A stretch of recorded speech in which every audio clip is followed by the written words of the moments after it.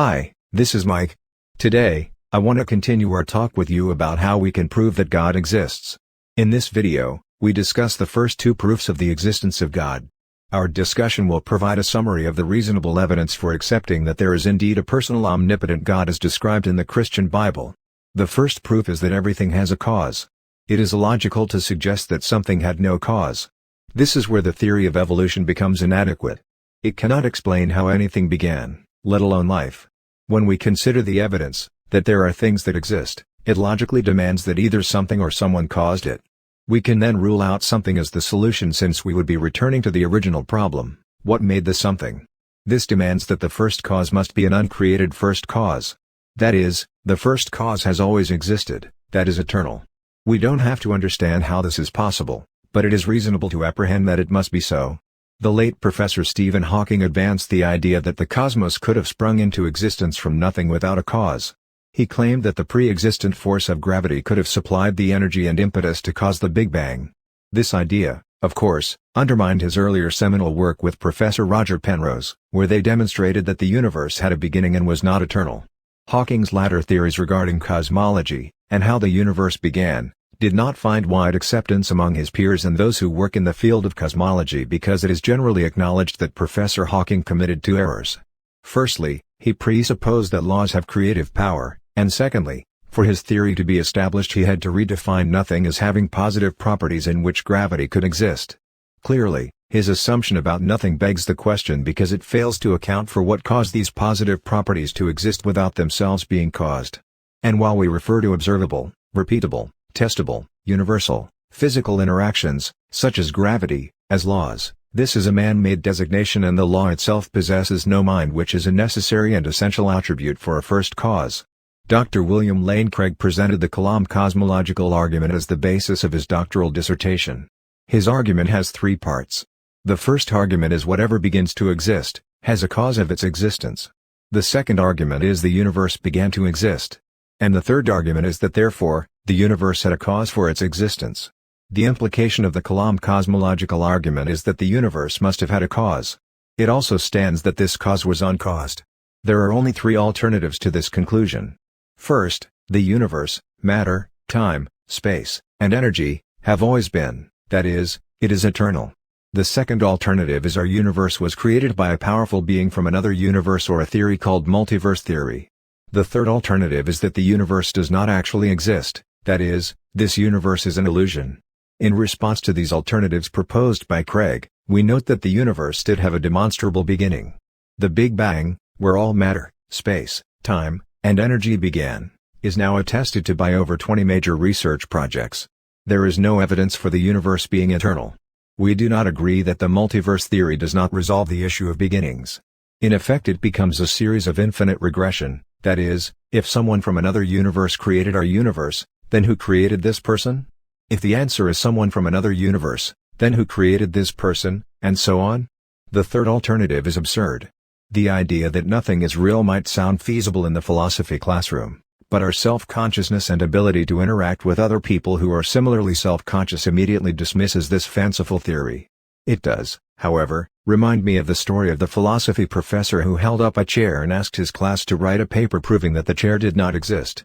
Most students got to work immediately and referred to past philosophers and their writings to show why the chair did not exist. When the professor graded the papers, there was only one student who received top marks, even though he only wrote 2 words. He wrote, "What chair?" Drawing upon the Kalam cosmological argument, we know that our universe must have had a cause that was uncaused. This cause must have been outside of space, time, matter, and energy, at least as we know it. In theological terminology, we refer to omnipresent, eternal, incorporeal, and omnipotence. We refer to the person who satisfies these requirements as God. In Isaiah 45:12 it says this about God: "I made the earth and created man on it. It was my hands that stretched out the heavens, and I commanded all their host." The second proof is that there is evidence for design. The unraveling of the Human Genome Code was announced to the world as the discovery of the language of the Creator by then-President, Bill Clinton. What scientists discovered was an extremely sophisticated genetic language necessary for even the simplest life forms to exist. To believe that this level of apparent design happened either randomly or by chance is a mathematical equation of probability with more zeros than I care to type. The universe displays an amazingly complex level of interdependency which logically leads to the conclusion that it was designed that way. There are just too many coincidences of such just rightness for it to be a random haphazard coincidence. The Earth is just the right distance from the Sun. It contains just the right mixture of chemicals and gases to sustain life. Humans have just the right ability to breathe these gases. The human body has just the right synergy of internal organs in order to function, and so on. It's important to note that the Bible does not give a date for the commencement of creation of the universe, or the date for the creation of mankind. The universe may well be 13,700,000,000 years old, and mankind's origins may well be as recent as 150,000 to 200,000 years ago. These numbers are in no way counter to the biblical record, and extremely compatible with the evidence. Antony Flew artfully describes the design of the universe, and in particular its obvious design for humans, by asking his readers to imagine arriving at a motel room without a booking. As they come into their assigned room, their favorite CD is playing their favorite track. As they bring their bags into the room, they smell a very familiar fragrance. In fact, it is so familiar because it is their favorite scent. As they place their bags down, they notice a basket of their favorite food waiting for them on the bed. On the wall hangs a copy of their favorite artwork. In the minibar, there is a complimentary block of their favorite chocolate next to their favorite soft drink. It appears that someone knew they were coming and also knew they would be staying in this room. In Flew's scenario, there are just a handful of parameters, the music, the scent, the food, the drink, and the artwork, that indicate that someone designed the room for a particular guest. According to Dr. Hugh Ross of Reasons to Believe, there are over 400 parameters that are simultaneously needed in order for human life to be possible on Earth. If one takes Flew's analogy and considers not just the parameters that make life possible, but those that make life enjoyable and give pleasure to life, we soon discover that this list of design parameters climbs to over 600. For Flew, the reasons for so many anthropic design parameters became undeniably obvious: there must be a designer. He argues that if all it takes is 5 or so parameters in a motel room for us to conclude that someone knew we were coming and designed the room for our arrival. So, what do you do with an entire planet that displays around 600 such parameters? Dr. Hugh Ross has been one of the pioneers in developing a comprehensive list of all the parameters necessary for human life. Human existence is possible because the constants of physics and the parameters for the universe and for planet Earth lie within certain highly restricted ranges. John Wheeler and others interpret these amazing coincidences as proof that human existence somehow determines the design of the universe. Drawing an illogical parallel with delayed choice experiments in quantum mechanics, they say that observations by humans influence the design of the universe, not only now, but back to the beginning. Such versions of what is called the anthropic principle reflect current philosophical and religious leanings towards the deification of man. They produce no evidence to support the notion that man's present acts can influence past events. Furthermore, their analogies with quantum mechanics break down on this point.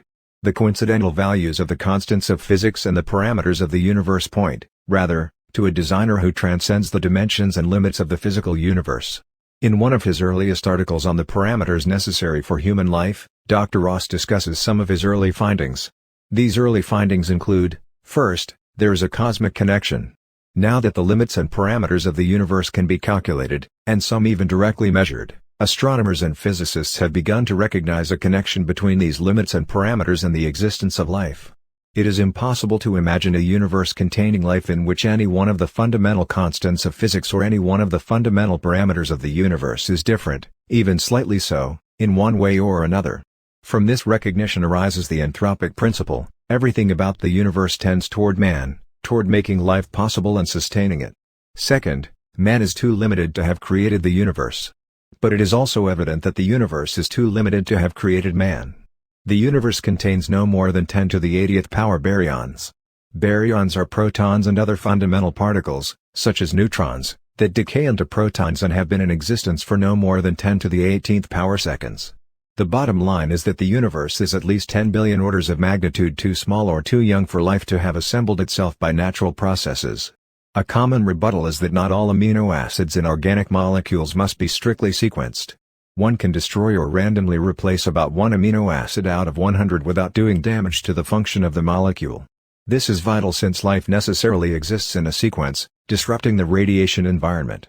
However, this is equivalent to writing a computer program that will tolerate the destruction of one statement of code out of 1001. In other words, this error-handling ability of organic molecules constitutes a far more unlikely occurrence than strictly sequenced molecules. The evidence for the universe being designed is overwhelming. This observation is not original. It was stated much earlier by one of the world's leading cosmologists and physicists, Paul Davies, who said, "The impression of design is overwhelming." Dr. Hugh Ross goes on in his article to list 19 specific parameters necessary for a planet to sustain complex life. The ones he listed are: 1. The number of star companions. If more than one, tidal interactions would disrupt planetary orbits. If less than one, not enough heat produced for life. 2. The parent star birth date. If more recent, star would not yet have reached stable burning phase. If less recent, stellar system would not yet contain enough heavy elements. 3. The parent star age. If older, luminosity of star would not be sufficiently stable. If younger, luminosity of star would not be sufficiently stable. 4. The parent star distance from center of galaxy. If greater, not enough heavy elements to make rocky planets. If less, stellar density and radiation, would he too great. 5. The parent star mass. If greater, luminosity output from the star would not be sufficiently stable. If less, range of distances appropriate for life would be too narrow. Tidal forces would disrupt the rotational period for a planet of the right distance. 6. The parent star color. If redder, insufficient photosynthetic response. If bluer, insufficient photosynthetic response. 7. Surface gravity. If stronger, planet's atmosphere would retain huge amounts of ammonia and methane. If weaker, planet's atmosphere would lose too much water. 8. The distance from parent star. If farther away, too cool for a stable water cycle. If closer, too warm for a stable water cycle. 9. The thickness of crust. If thicker, too much oxygen would be transferred from the atmosphere to the crust. If thinner, volcanic and tectonic activity would be too great. 10. The rotation period. If longer, diurnal temperature differences, would he too great. If shorter, atmospheric wind velocities, would he too great. 11. The gravitational interaction with the moon. If greater, tidal effects on the oceans, atmosphere, and rotational period. Would he too severe. If less, Earth's orbital obliquity would change too much, causing climatic instabilities. 12. The magnetic field. If stronger, electromagnetic storms would be too severe. If weaker, no protection from solar wind particles. 13. The axial tilt. If greater, surface temperature differences would be too great. If less, surface temperature differences, would he too great. 14. Albedo, or the ratio of reflected light to total amount falling on surface. If greater, runaway ice age would develop. If less, runaway greenhouse effect would develop. 15. The oxygen to nitrogen ratio in atmosphere. If larger, life functions would proceed too quickly. If smaller, life functions would proceed too slowly. 16. The carbon dioxide and water vapor levels in atmosphere. If greater, runaway greenhouse effect would develop. If less, insufficient greenhouse effect. 17. The ozone level in atmosphere. If greater, surface temperatures would become too low. If less, surface temperatures, would he too high. Too much UV radiation at surface. 18. The atmospheric electric discharge rate. If greater, too much fire destruction. If less, too little nitrogen fixing in the soil. 19. The seismic activity. If greater, destruction of too many life forms. If less, nutrients on ocean floors would not be uplifted.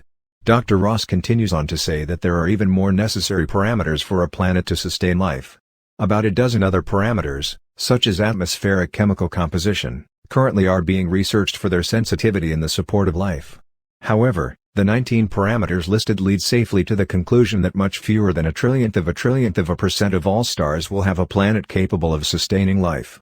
Considering that the universe contains only about 1 trillion galaxies, each averaging 100 billion stars, we can see that not even one planet would be expected, by natural processes alone, to possess the necessary conditions to sustain life.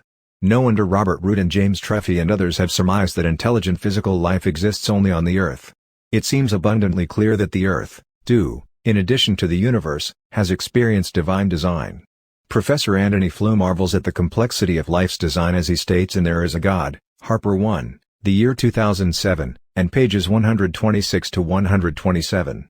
In this article, he states, there is a rich narrative drama surrounding our current understanding of the cell. The genetic message in DNA is duplicated in replication and then copied from DNA to RNA in transcription. Following this, there is translation whereby the message from RNA is conveyed to the amino acids, and finally, the amino acids are assembled into proteins. The cell's two fundamentally different structures of information management and chemical activity are coordinated by the universal genetic code. Professor Paul Davies calls the undeniable design of the universe and in particular Earth's unique place in the universe the Goldilocks enigma. There are simply too many just rights in the universe to dismiss the universe's obvious design. While the late Professor Carl Sagan dismissed planet Earth as an insignificant, pale blue dot, his successor, Professor Brian Greene, professor of mathematics and physics at Columbia University, is far less prepared to deny the obvious. He says that the fact of the universe's design cannot be denied, so the real issue is not that it is designed but who is the designer? Professor Greene appeases atheists by avoiding the theologically loaded term, God, instead opting for the term grand organizing designer, which coincidentally equates to God. Jesus answered the question as to who the Creator is when he answered a question asked by the Pharisees in Matthew 19:4, where he said, "Have you not read that he who created them from the beginning made them male and female?" The other videos in this series discuss the remaining proofs, the third, fourth and fifth proofs, for the existence of God. Be sure you check out the third video which will discuss the next two proofs of the existence of God. To find videos on other topics,